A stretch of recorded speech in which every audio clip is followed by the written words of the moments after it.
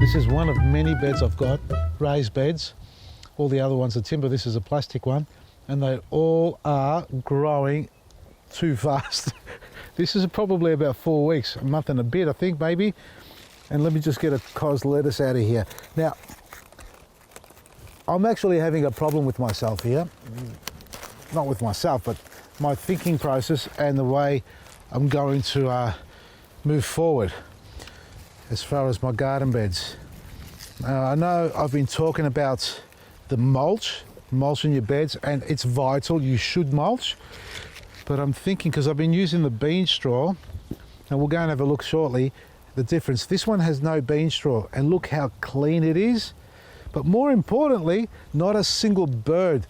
Now you're looking at the worst lettuce of all, right? That's the worst one. That's the one that didn't grow. All the others have grown, or there's another one that didn't grow. So we don't get it always, because that's sitting in the shade. Now we've got some over here that are getting the sun. And look at that, that's starting to form now. That's huge. And we've got another cos lettuce there, another cos, and we've got all these beetroots. They're not quite ready yet. Now I got these from seedlings, these beetroots. But that one there's not bad. Have a look at that. That's coming along quite nicely. My point here is this has got no mulch on top, no straw or anything. And I had not a single problem with the birds digging this garden bed over.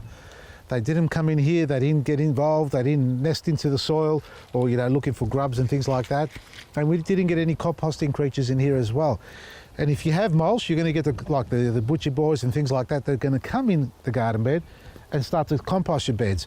But super clean, and even more importantly, super clean plants. They're not hydroponically grown, folks. The outside leaves a little bit, you know, worn out and burnt on the tips. But inside, no grubs, nothing, super clean. Because I cracked one open the other day, or yesterday when I made the salad, and I didn't have to sit there rinsing every single leaf one at a time. Let's go check the ones with the mulch. This one here's got our bean straw mulch in it. And the pak choi, well, we didn't harvest it, it's going to flower. We need to harvest these as well. Oh, Vasily, what are you going to eat first? You know what I really want is a roast leg of lamb. That's what I really want. A couple of cutlets. This has been eaten by birds. There are no snails in here. There may be some composting creatures in here, but no snails. But the point here is they do scratch around. You'll see how there's a little bit of straw there on top. Now, it's not that bad, but there's been times where they've gone crazy because where they find the mulch, they like to scratch around and look for all the wonderful creatures under the mulch. It's because it's decomposing and it's great for the soil. You want that. You want the life in the soil. The downside is that the birds will come around and scratch too much. Now, I'm tossing that I need to give myself a mulching machine, a mulcher, and get this bean straw fed through it and break it down slightly smaller, or half the size, maybe a quarter the size, so it's not so textured and heavy on the top. And hopefully maybe the birds don't scratch around as much. I'm probably going to be wrong, and I don't know what you're zooming in there for. What are you looking at? Chicken. Oh, bloody... Yeah, talk about bloody birds and digging holes. Have a look at this. Yeah. Oh, here's an example. Here's an example of mulch. They've destroyed my lettuce. You know what we're having tonight? I'm having chicken tonight. Teriyaki chicken, garlic chicken, schnitzel, the whole lot. Roast chicken. Look at the mess. Look at this. Look. They've just mulched all the lettuce up. These were beautiful. Oh, they were coming on so well, the icebergs. Look at that. Look. My son loves icebergs, and he's going to have to eat it with a little bit of grit on it. Not black grit.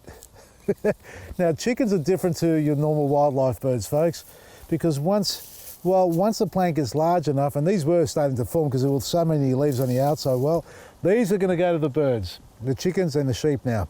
It's pointless.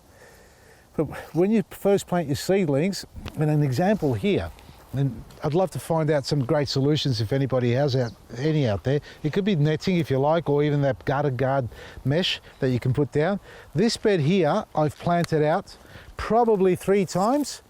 This area here, I tried spring onions, then I did some carrots. You can see there's only 1 or 2 there. Then I put some coriander in here, then onions as well, and also spinach. What's left? Are you kidding me? You just point. Oh, they're having a field day, aren't they? They're just loving it. You know, that's the bed that the sheep ate to the ground, so I'm not fussed about that bed. That's okay, let them go there. But this is the bed here. It wasn't the chickens actually did it. This is just some of the wildlife that we have flying around here. They get underneath the mulch, and this is just a typical straw, very light. In fact, you know, I was saying about the bean straw, no matter what size mulch it is, they're still going to dig over. As soon as they see mulch on the bed, they know there's life underneath there. And this is our planting mix underneath. So that's really good.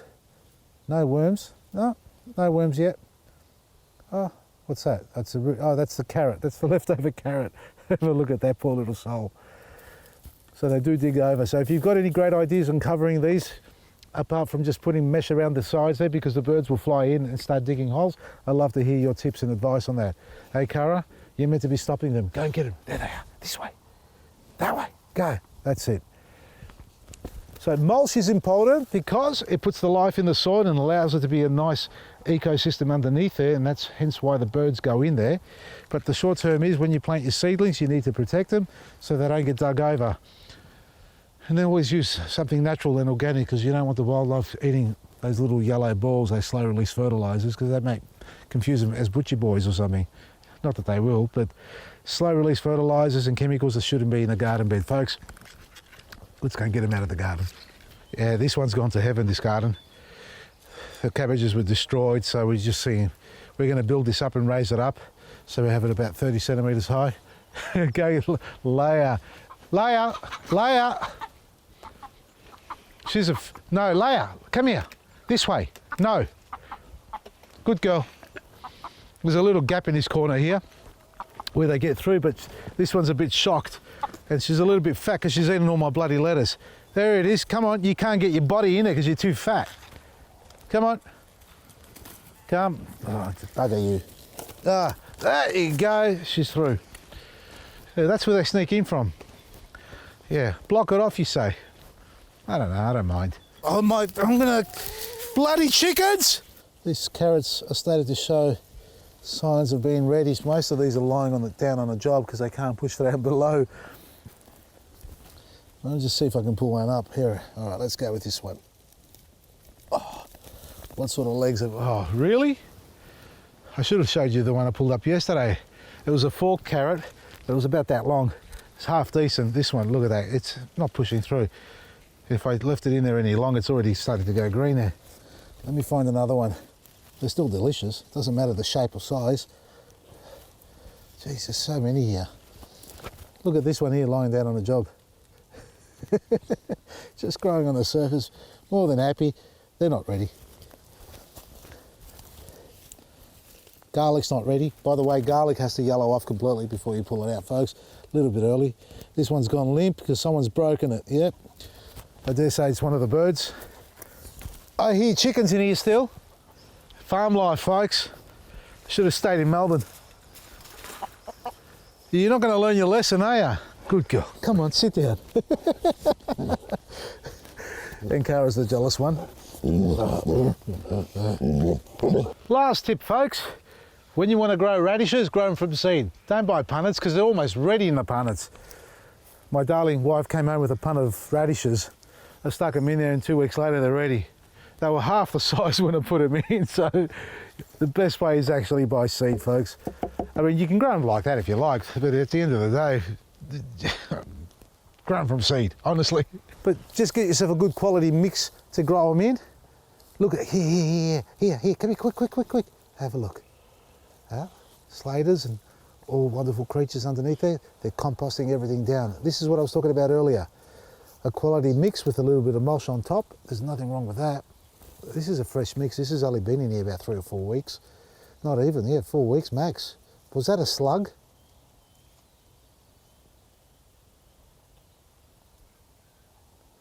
How the hell did you get in here? I don't know how you got in here. You're gone. Mulch, to mulch or not to mulch is the question. Give me an answer. if you don't mulch, well, you got to make sure your plants are covering the soil, because the sun will kill all the good bacteria, microbes in the soil that's exposed. Like that bed over there that you saw earlier, now it's completely covered with plants, the soil staying alive. And if you do mulch, well, you don't have to worry about that. But the problem you have there is the wildlife coming in and digging it over, and then you get a little bit of grit and mulch going into your plants as well. So there's pros and cons for both. I'd love to know which one's your favourite way. At the moment, I'm mulching everything. I just got to find a better way to protect them, stop the bloody birds getting in here and destroying it all. Check out our website, vasilisgarden.com. Click and collect available, Dandenong and Lethbridge, and everything's on special. We've got about 4 days left before the spring October run out sale ends. So take advantage and enjoy some great products for your garden. From me, Vasili, Baresi.